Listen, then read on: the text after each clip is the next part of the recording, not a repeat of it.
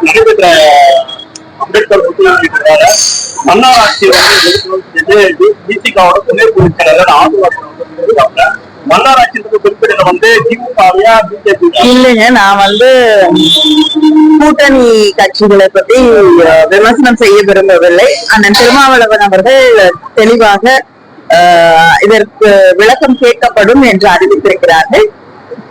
அவர் எடுக்கக்கூடிய நடவடிக்கை தான் சரியாக இருக்கும். நான் அதை பற்றி விமர்சனம் செய்வது சரியாக இருக்கும். அதே போல யூனிவர்சிட்டி எத்தனை வந்து ஒன்றிய அரசு வந்து